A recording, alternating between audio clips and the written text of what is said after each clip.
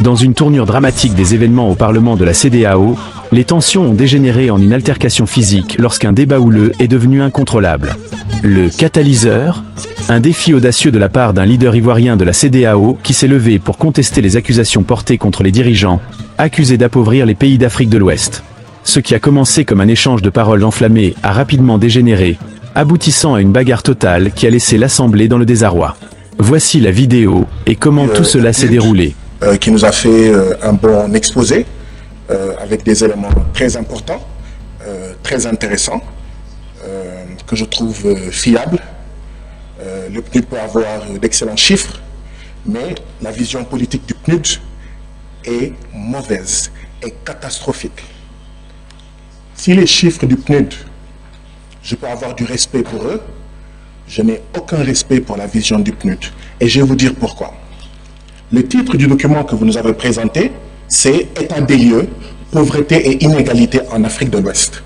En réalité, le titre devrait être « État des lieux, appauvrissement et non pauvreté ».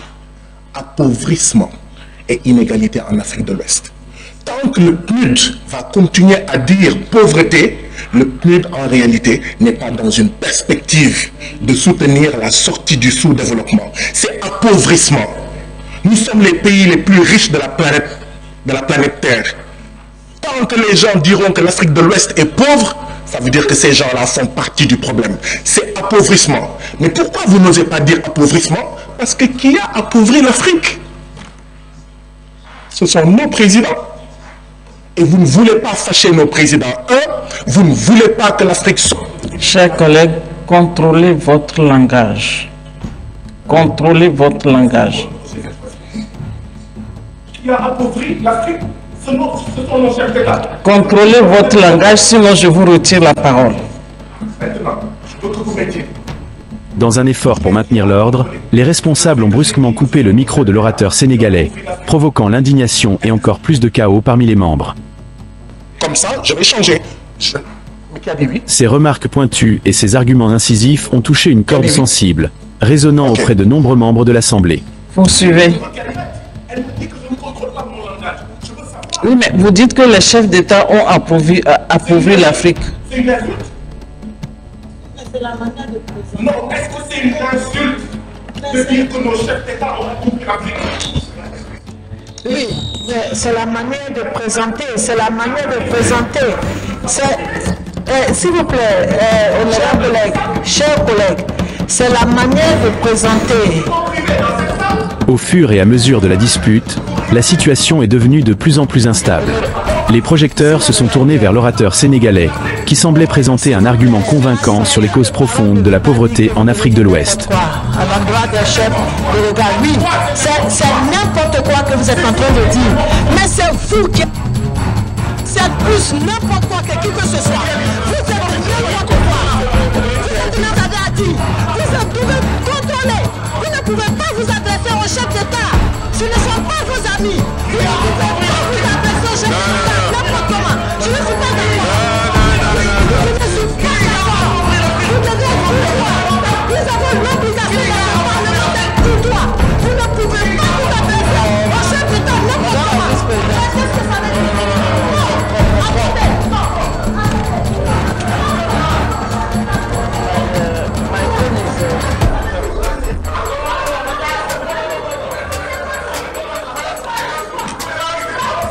Chers collègues, la séance est suspendue.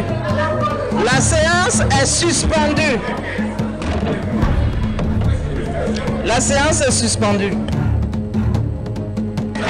Il ne peut pas s'arrêter. Non, je ne suis pas d'accord. Je ne suis pas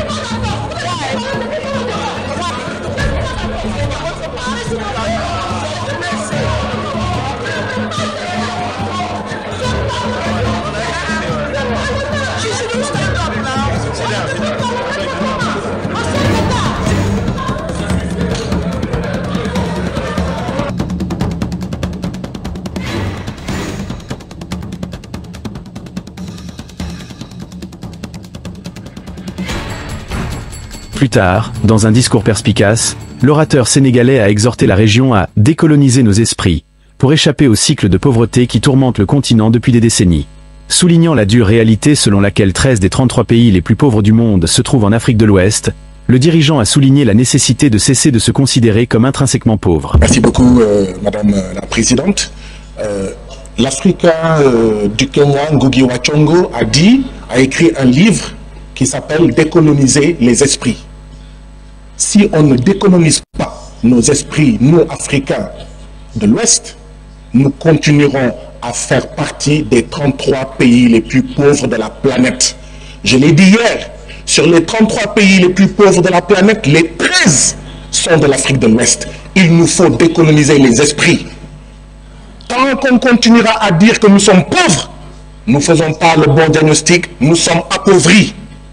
Et la question est, qui nous appauvrit? Je pense que ce sont nos propres régimes, nos propres présidents, par leurs options, qui ne sont pas de bonnes options, qui sont des options de détournement de fonds, qui sont des options de suivisme vis-à-vis du FMI et de la Banque mondiale, qui sont des options de maintien d'une monnaie néocoloniale qui est le franc CFA, qui sont des options néolibérales. À l'époque, on a dit « there is no alternative », il n'y a pas d'alternative. Taïna, there is no alternative. Si il y a une alternative à ces politiques, même un enfant, quand il fait pendant 50 ans une politique, la CEDEAO a 50 ans et que ça ne marche pas, il doit changer de chemin. Les jeunes disent il faut changer de chemin. Le chemin de la souveraineté, le chemin de la rupture, le chemin du changement. Les Seychelles font 120 000 habitants. Ils sont 67e sur le classement du PNUD. Ils n'ont ni pétrole, ni gaz, ni rien. Les Seychelles, 120 000 habitants, ils ont leur propre monnaie. Le Sénégal ne peut pas avoir sa monnaie. La Côte d'Ivoire ne peut pas avoir sa monnaie. La CEDEAO ne peut pas avoir sa monnaie. Il faut sortir de là. Le Nigeria, c'est une fédération de 36 États. Qu'attendons-nous pour aller vers une fédération pour être beaucoup plus forte? Sur tous les plans, il nous faut aller vers un gouvernement fédéral. Nous devons être unis autour d'un gouvernement fédéral. Les 36 États nigérians auraient été faibles s'ils étaient partis séparément. C'est parce qu'ils sont ensemble qu'ils sont forts. Mais ici, comme je l'ai dit, chacun veut être président chez lui. Chacun veut être chef du Parlement chez lui. Nous devons sortir de cela. C'est à cela en fait que je convie la CEDEAO. C'est à cela que je convie l'Afrique de l'Ouest. Il n'y a pas de fatalité. Il y a des responsabilités non assumées. Il est temps que nous les assumions pour sauver la CEDEAO ou mourir. Je vous remercie. Si vous aimez les vidéos que je produis sur cette chaîne, prenez un peu de temps pour aimer cette vidéo et abonnez-vous à la chaîne.